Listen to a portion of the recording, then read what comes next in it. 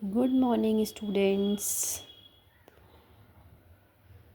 आप मेरे चैनल से इतिहास के बारे में सीख रहे हैं और हम सीरीज़ चला रहे हैं क्लास 7 की इतिहास की। पहला पार्ट शुरू हो चुका है जिसमें आज हम पढ़ेंगे पेज नंबर 17। आज का विषय है अल ब्रूनी की दृष्टि में भारत। तो अल ब्रूनी मध्य एशिया का प्रसिद्ध विद्वान था। इनका मूल नाम अबू रेहान मोहम्मद बिन अहमद था।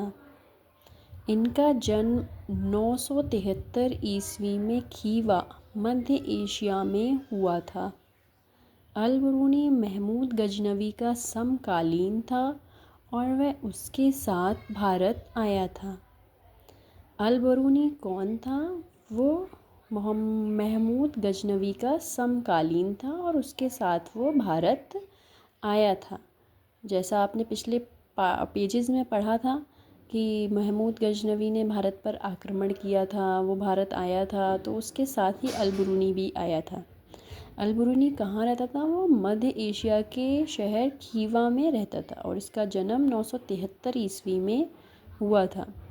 इनका पूरा नाम था अबू रेहान मोहम्मद बिन अहमद। उसने भारत आकर संस्कृत भाषा, भारतीय दर्शन और ज्योतिष शास्त्र का अध्ययन किया। पुराणों का अध्ययन करने वाला प्रथम मुसलमान अल ब्रूनी था। जो भारत में पुराण हैं वो सभी पुराणों का अध्ययन करने वाला प्रथम मुसलमान अल ब्रूनी ही था। अल ब्रूनी ने अपनी पुस्तक किताब उल हिंद मतलब तहकीक हिंद जो 80 अध्यायों में विभाजित है में 11वीं शताब्दी के भारत के सामाजिक एवं सांस्कृतिक जीवन मतलब समाज, रीति रिवाज, तौर तरीके आदि पर विस्तार से जानकारी दी है।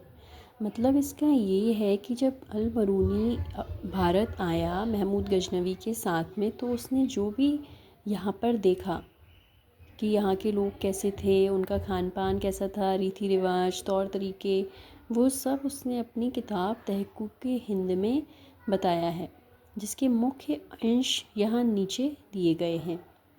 पहला, विदेशियों के प्रति यहाँ के लोगों के विचार बहुत संकुचित थे।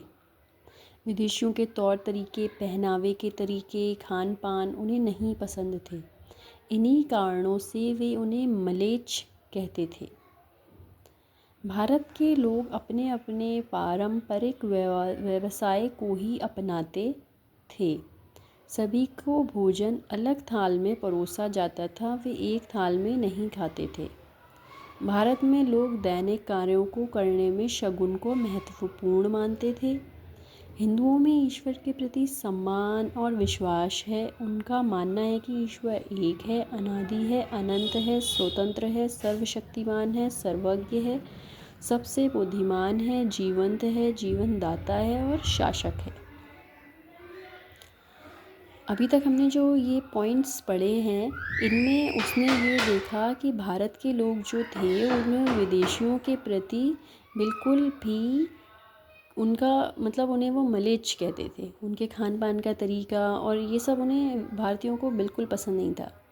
भारत के लोग जो व्यवसाय करते आ रहे थे शुरू से, उन्हें वही करना अच्छा लगता था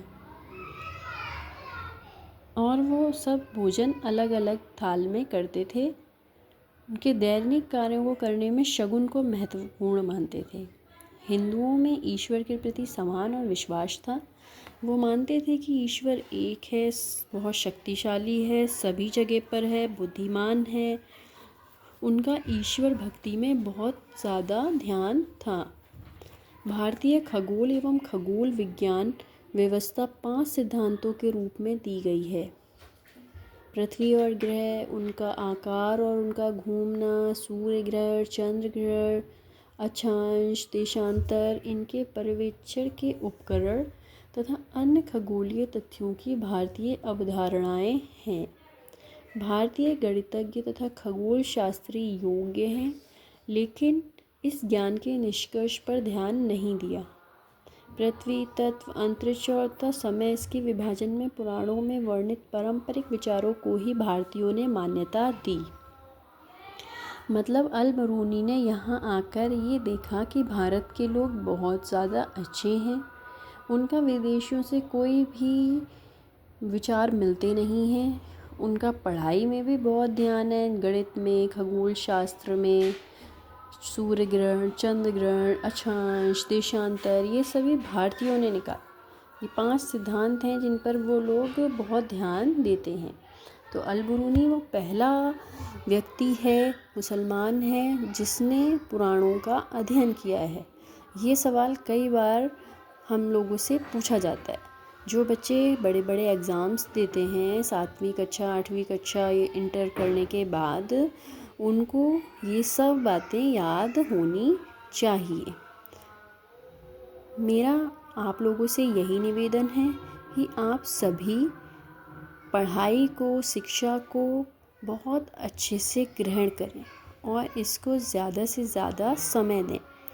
मेरे वीडियोस को पूरा देखिए, जिससे आपका भविष्य और अच्छा हो, आपको और गुणवत्तापूर्ण शिक्षा मिले।